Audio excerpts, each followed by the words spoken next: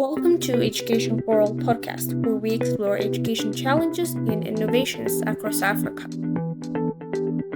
I'm Nitana Liro, and I'm the founder of Education for All, which is an initiative that I started in July 2023 to make language learning accessible to everyone. Today's podcast episode is about innovative teaching for proficiency in Africa. Our guest today is Faith Lukonde from Zambia. Say hi. Hi. Hi, we're so happy to have you. I'm so glad to be your host for today. So, I'm going to be telling you a little bit about Faith. So, Faith, she works for an education firm called Ably Savvy Sensei Team. I'm not really sure if I pronounced it right, but she will tell us more about it later in the video.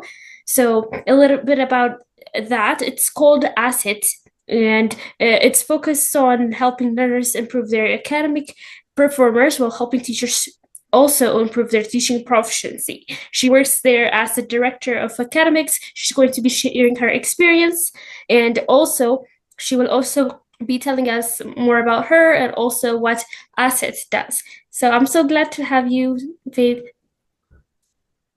I'm actually so happy to be here, to be joining you today. So happy to be here with you as well. So I'm going to start with the first question. So can you tell me a little bit about yourself and what led you to education? All right. So my name is Faith Lukonde, as the host earlier mentioned, and I'm from Zambia. Well, apparently I am a journalist by profession, but also I am an education professional. Yeah. Who is dedicated to improving the academic performance of learners and the proficiency of teachers, because we do understand that we can not only tackle learners alone, but we have to start with the teachers because they're the ones that are nurturing them in their environments where they are. So we start with the teachers, we also want to train teachers and also want to train, as they train the learners, but we also do that as well. So it's amazing because mostly we have teachers that, teaching is a career that most people don't want to do now because now there are no jobs and a lot of people are doing it. And of course, we are looking at it. Most teachers using the traditional way of teaching. So I'm actually glad that we're talking about innovative ways on how teachers can really improve their teaching. Thank you so much, Faith. So I'm going to go to the next question. So we've talked a little bit about Asset. It's an educational firm. So what is Asset and how does it approach the innovative teaching methods that you've mentioned, some innovative ways that you've told us? Okay. So, like we have already talked about Ably Savvy Team, Asset, of course, it's an academic firm. But, currently, actually, maybe I should make mention, it's something interesting. We are actually, we've embarked on a national project where we want to coach teachers across the country. Yeah, we want to coach them because this is what we do. We are a CPD provider. I don't know if you do that in your country. Yeah, we are a CPD provider certified by the Teaching Council of Zambia, and also we're in partnership with the Ministry of Education in Zambia. So we have embarked on a national project where we aim to coach teachers here in Zambia on how they can better understand themselves and how better they can now approach their teaching and how they can just teach their learners well. Because we understand for us at Asset, what we do, what we believe in is knowing the people that you are dealing with. So with that, we know that the classrooms are big, yeah? And really, it's really difficult to understand each and every learner that is in your class. So what we want to do, or what we aim to do, is to help teachers first understand who they are, and then they can better understand the learners that they're dealing with.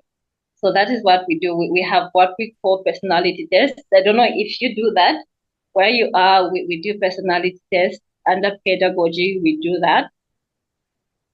We do personality tests, and then we also teach them on the different types of learning domains that learners possess, because we understand that learners do not learn the same, and that is something that most teachers do not understand. Yeah, so we aim to do that, to just impart that knowledge in them. They should understand that learners learn differently, and they must take that approach. as they prepare their lesson plans, they should know that, okay, I am going to teach these learners. Of course, I may not necessarily pick out, no, I have to tailor my lesson plans like this, but you have to tailor them in a way that attains to all the types of learners and all the types of personalities. Because, the traditional way of teaching, they only go to class, explain stuff. And for other people, there are other learners that want practical. Yeah, they want to do practicals for them to understand or to grasp what they want or what they're trying to learn. So that way it's very difficult when a teacher only goes into a classroom and only explains without doing the other things that other learners might find it easy to understand. So that is what we are really striving to do as ASSET. We want to ensure that teachers understand that part and they tailor their lesson plans and their teaching methods in that regard so that they may attend to all the types of learners and all the types of personalities. I really like the part where you include everybody because everybody has their own teaching style, and I think nowadays it's grouped. So there are visual learners, audio learners, and there are the ones that like to do practical things instead of the teacher explaining them everything. The students wants to participate within the teaching and also perform the activities that the teacher is doing. So it's really good to encompass all teachers, all students with different learning styles. So I'm going to be proceeding into the third question. So what are the challenges that you've observed in the African education system and particularly improving teacher proficiency? You've talked about reaching out to ministries of education in Zambia and also other teachers all over Zambia. So tell us about that. What is the challenges you faced? Okay, so first let me begin by answering the most challenge that we have in the education system in the African setup like that. So we do have lack of training going on, and we have a lot of professionals going into the teaching profession without adequate pedagogical skills. Because you're a teacher. I think you understand pedagogy is very important and such skills, and that's why we even strive. We pushed so hard to become a CPD provider so that we could help teachers out there. A CPD. So we have a lot of teachers that do not have adequate training in those areas, and we have faced those challenges. And also another challenge is the biggest challenge for teachers that I've observed is what's this literacy? The one that you have to do with computers. What do you call it? I've forgotten. I don't IT? know. Sorry? IT? IT, of course. I don't know I've forgotten how I'm supposed to put it, but we have a lot of teachers that struggle, especially here in Zambia. Of course, even other African, but I don't know about other African countries. But in Zambia, it's something that I have observed, that we have observed. Actually, in our CPD programs, we've actually involved that because most teachers do not know how to operate this thing. Let's say, for example, we talk about Zoom. Some teachers do not even know how to log into Zoom. Yeah? Or even just how to log. It's very difficult. So those are some of the challenges that I have seen, especially in Zambia, because I am here in Zambia. So I have seen that challenge that most teachers are facing it. And it's something that we are actually tackling in this project that we are running. Yeah. Yeah. Actually, if we train them and give them some help from the side, it's actually a 1 minute thing. And next thing, they'll understand that they will know how to use Zoom. So just a little help might go that far if you're considering teaching or helping someone out, especially something that has to do with education. You don't have to have so many funds or so many things by your side. Just a little help would go far. And some of the challenges are quite easy to improve, I would say. Am I right? Yeah, and actually, just another challenge that I've seen, I think, is the traditional way of teaching. Teachers are very, I don't know if I can say very skeptical. I don't know that kind of skepticism, but it's not really good because they're used to the traditional way of teaching. So they don't want to add in some innovative ways of teaching. And that is what we are really striving to teach them, that no, it's not about the traditional way of It's not always. I think at some point we have to let go of the traditional way of teaching, of the way that things used to happen way back. I think it's time that we improved and just adapted to the new things that are happening, because the world is changing rapidly. Everything keeps on changing. So I think we should move at that, because teachers are very difficult. I don't know about you in your country, but in Zambia, they're very, it's really True. difficult. They're used to the traditional kind of way of teaching, you know. Yeah, I think I So can it's just relate. challenging. Yeah, Mm. yeah. Especially if you don't have young teachers who are able to use or change nowadays, like if a change comes to us as the young people, we know that we can adapt to it, we can change alongside with it. But when it comes to the older generation, where most of the teachers are, I think, old, but I'm not trying to be offensive here, but they are a little older than us. So and I must say that they are not the most people that are adaptive to those changes, and you sure are right. That's the thing. It's really difficult, especially the old ones, because those ones have been in the industry for quite some time. So it's like when you are teaching them some innovative ways of teaching, it's like, oh, you are young. What can you tell me? I've been in this game for a very long time. So what can you tell me? So it's really difficult, but we are trying our best, honestly. Yeah, I think if we try our best, then it will work out. But Yeah. what you said is quite true. I have faced that a lot of the time. So I'm going to move to the fourth question. So, what are some innovative teaching methods that you know, and how do you ensure that the innovative teaching methods are practical for teachers and is impactful for the students, especially when the resource is limited? Okay. Thank you. So for us, what we advise teachers is, so in our pedagogical, in our pedagogy, in the course pedagogy that we are giving out to teachers, or what we are teaching them, is that they should make, I don't know how I understand, you're a teacher, right? Yes. Okay.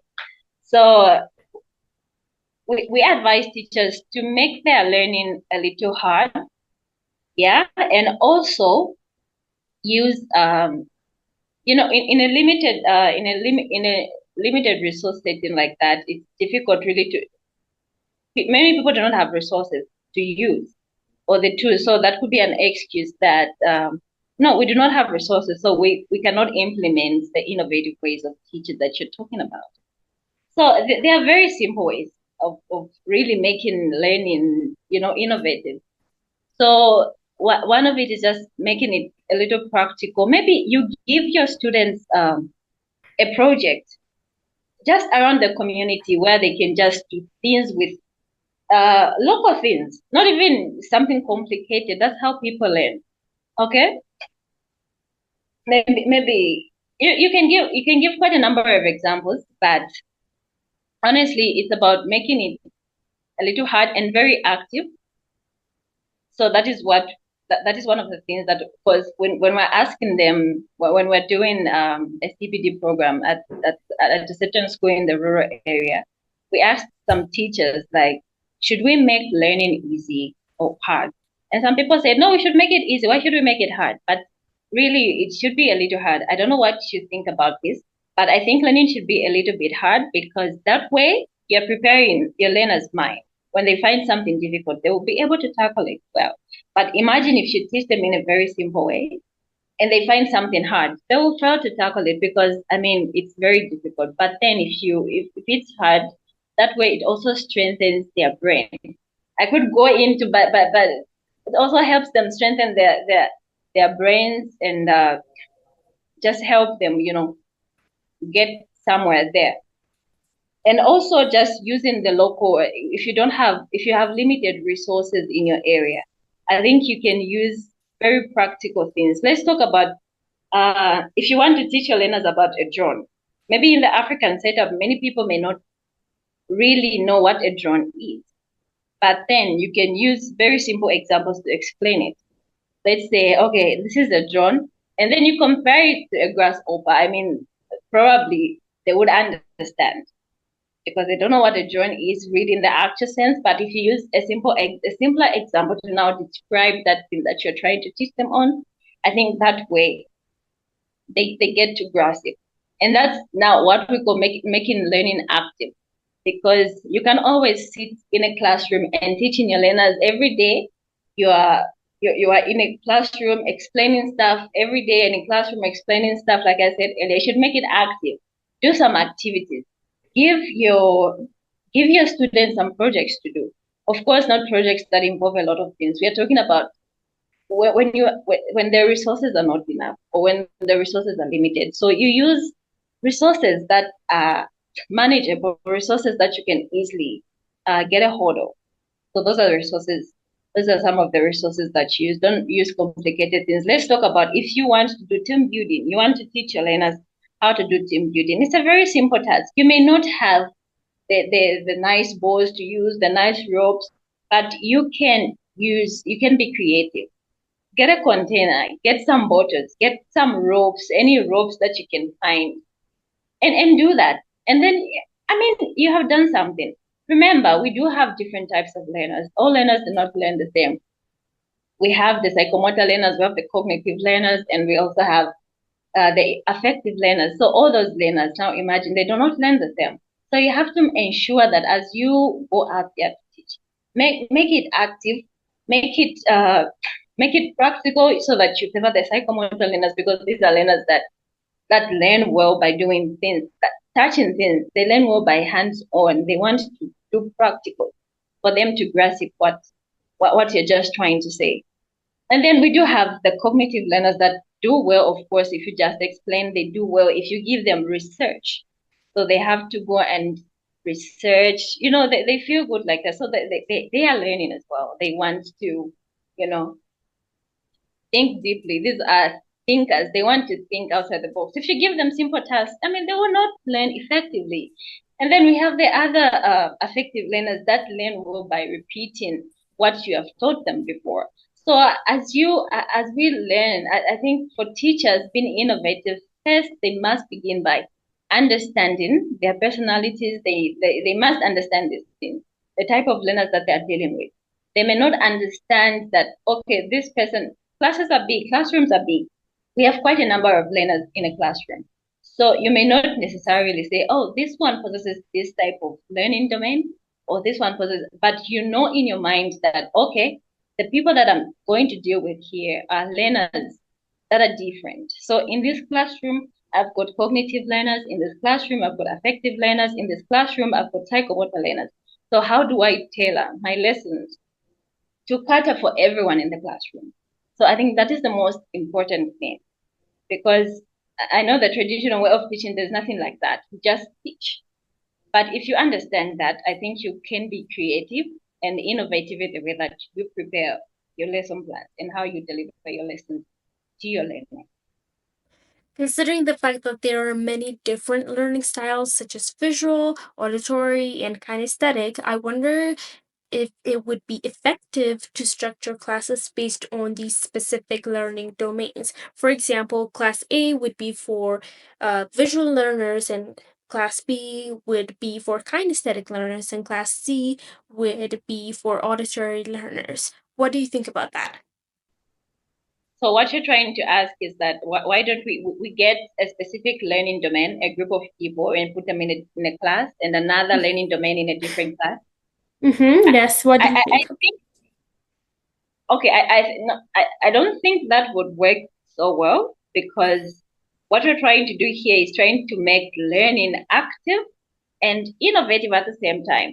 So I think them being in the same class, because that will mean, again, anyway, right now I don't know, it might require a lot more resources, because that will mean they'll need to do a test and to discover, and you know how schools are big and there are a lot of learners. So I think that would be a very big job for the administration, because they'll have to do a test, and after they do the test, they discover, now they find, oh, this the types of learners, now we have these types of learners, and then they group them. That'll be a lot of work again.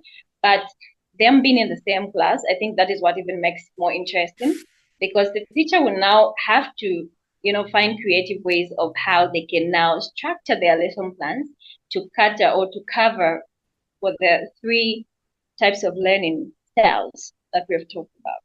So I think that is what even makes it more interesting. To have everyone in there so that they find it so interesting because they know, oh, now the teacher is talking about this. Oh, now I can understand. So it's just so interesting like that. It even makes the teacher now to think outside the box because now they are thinking so hard so that they cater for everyone in the classroom so that they don't just favor one type of learning style. So it calls for them to be more creative and also innovative because you have to find innovative and creative ways of how you can now teach your learners well for you to cater everyone at the different learning styles. I think, yeah, putting them all in one class and having different learning styles at the same time is much better, I would say, because everyone gets to share, uh, and the teacher can find a way that works for everyone, innovative solutions. So I'm going to proceed to the fifth question. So can you share any inspiring stories or transformative moment that you had when you implemented the asset? Okay, so we do have quite a number of them. It has been an interesting journey, really, since Asset started. It has really been very impactful to a lot of people. We have coached quite a number of teachers so far. We have coached quite a number of them, and the response has really been overwhelming because most teachers did not know about personalities, they did not know about learning domains. So now, after teaching them that, their teaching methods have improved greatly because now they're able to understand their learners well. Because now they understand themselves. You know, when you understand yourself, you're able to understand other people well. Yeah. So it has been those stories. We have, I don't know if you would mind, maybe I can share some testimonials later on. There are a lot of testimonials that we have. And recently, like I mentioned earlier, we are running a national project. We're still doing some mobilization, but we did have one in November while we coached teachers in Luapula province. It's a rural place.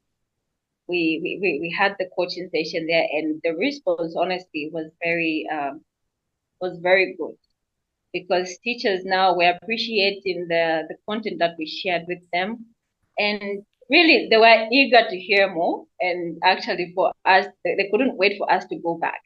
We're actually going back there because they're just doing the mobilization, and we have the implementation starting in July month and somewhere there. So we're still going back there to do the implementation again, to go and teach the teachers that did not attend that miss. So honestly, it has been very, very good. The success stories are a lot. I cannot speak on behalf of the teachers, but I can only say that there has been some positive response from them. And just even just from the ministry, what we are doing is actually great. So we honestly we are looking forward to changing the narrative of the education system in Zambia and in the African country as well, in the different African countries. That's amazing. That's very amazing. Your impacts are quite a lot, especially if you read them. If you read the impacts that they've made on their website, it's quite a big, big impact. And I would share it on my YouTube and also my Telegram channel as well. And one last thing that I want to ask you is that is there any advice that you would love to give to educators or institutions embracing innovation in teaching despite challenges like limited funding, resistance to change? I know some of the things that you've did right now, especially teaching those teachers. How do you limit the things that you have when you have limited funding? Okay. So what I would love to encourage teachers and most importantly also institutions, because also those people are teachers, is to be open-minded, I think. I think people should be open-minded and also uh, they should be open to experimentation. Of course, not in a bad way. Experimentation in terms of trying out new things, like the new teaching methods and all that, and not just relying on the traditional way of teaching. I think that is the biggest problem, like I mentioned earlier. It is something that most teachers have to let go because it is hindering them in some way because the world is constantly changing and a lot of things are changing. So it's important that we just get to adapt to to the new things that are happening. Yeah. So that is the most important encouragement that I would give to people, because if imagine if we do have teachers that are open-minded, teachers that are able to adapt to new things, I think the education system will change, and we are going to work together and just improve the entire um, education system, because we are able to adapt, we are open-minded, so it's quite important for educators and also institutions as well, because we may have educators that are willing and then institutions are not willing, they don't want to allow us to implement certain innovative ways of teaching, certain those things. So this goes to institutions generally, and also educators or teachers as individuals. Yeah, we know that the resources may not be enough sometimes, but it's about being innovative. It's about being creative as teachers. So we can find other ways. We can find creative ways which we can use to implement these things, and how we can just help our learners. That way we are going to actually, we're not only going to improve the education system. When we talk about education system, it both includes the teachers themselves and also the learners. I think we're also going to improve the performance of learners dramatically. So it's important that we consider that as educators. So thank you so much, Faith, for all the insights that you've provided. I'm so honored to have you. And one last thing you want to say? Well, I'd like to say thank you for the invitation. I'm so honored as well to be here on this platform. So it's a thank you to you for the invitation. I look forward to to some more engagements from you. We can also engage you as well, since we're in the same space, the African space, yeah. So I just look forward to some future opportunities, yeah, that could arise. So thank you so much for inviting me. I am honored and I'm happy to be here. I'm happy to host you as well. Thank you so much.